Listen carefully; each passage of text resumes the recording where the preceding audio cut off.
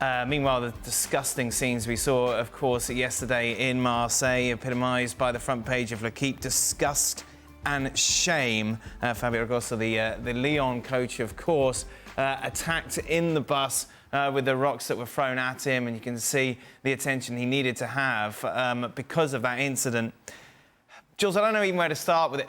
My initial reaction is, why is it always Marseille? Yeah, it's a good question.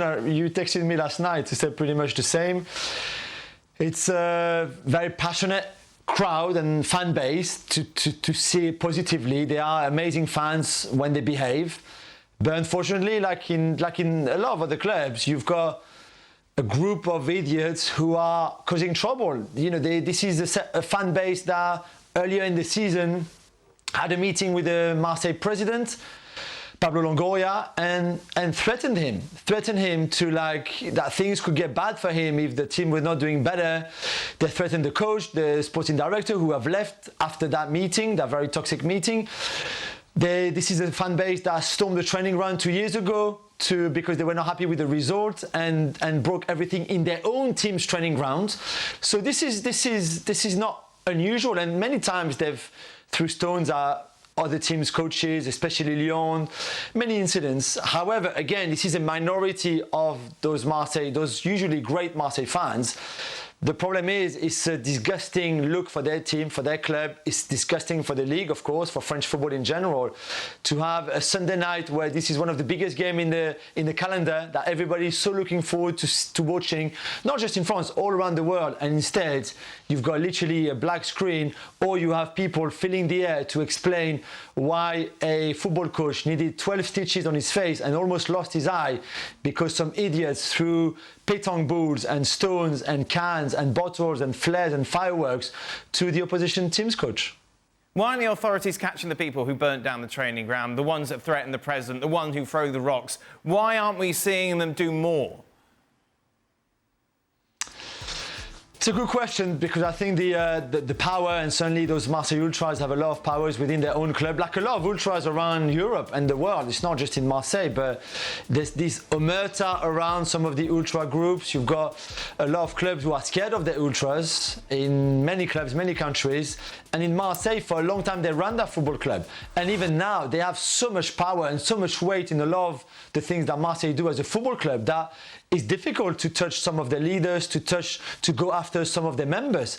And I think surely that club knew, or still knows now, the troublemakers in those ultra groups. I don't think it would be difficult to find. The way the Lyon bus was ambushed, exactly, and at that roundabout where it was ambushed, other clubs have been there before. Lyon themselves have been there before, being ambushed in the same way. So don't tell me that Marseille could not have sorted this before. Don't tell me that the security could not have been higher, considering this was a game considered with high risk in terms of security. There was an escort from the police, but not strong enough escort to make sure that the Lyon coach and the Lyon players would get safely to the ground. It's a 10-minute ride from where they were to the stadium, and yet in those 10 minutes, you can't tell me that those 10 minutes can't be safe for a coach to drive through a city like Marseille. This is unreal, really. And I think I'm not even sure what the club is going to do now, because this happened outside of the stadium. So this is not the club's responsibility.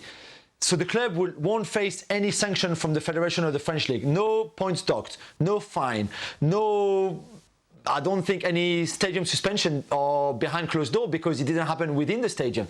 This is all a matter for the police to deal with, trying to find out who caused that trouble, who threw the stones and the balls and everything at the coach, and try to prosecute them. This is it. Footballing wise and sporting wise, nothing else will happen in this, which again just blows my mind. So where's the deterrent, Jules? You mean in terms of... Like, why if I'm a Marseille fan, why don't I just go and do it again next weekend and the weekend after, and just continue this extraordinarily stupid behaviour if I don't get punished for it? Well, the police have made 9 arrests last night. They were searching for more people today. There is CCTV camera in Marseille, but certainly not as much as maybe other big cities in Europe, for example. So I don't know how far they can go. From what the footage I saw on social media, for example, you get a lot of those Marseille fans with either balaclavas, you can't see anything on their faces. So I don't know, unless some people get given to the police, this could also be an investigation that doesn't really go much far or doesn't go anywhere really. So I don't know where even Marseille as a club, how you react. We saw Pablo Longoria yesterday being very strong in his statement against his own fans and the stupidity of what they did, which was a good thing, far more than the league statement, for example, which I thought was very light on Marseille, and people were very quick to point out that the current league president is the former Marseille president, Vincent Labrune. So there's clearly a lot of things that has to be sorted out. They can't get this one wrong. And this is the thing, because it pains me. I'm so angry that we talk about French football again in the negative way because of what happened on Sunday night, and rightly so. But this league is doing a lot of good things too, but yet we stuck again on some incidents. And again, this is all what the football is talking about when it comes to French football. So now the league, the clubs, the federation, everybody together has to really act, because I don't know if before the sanctions were not strong enough towards some of those fans, not just in Marseille, but in Lyon, in Paris, in Saint-Etienne, everywhere, in Montpellier. But surely this time they have to take a much stronger stance.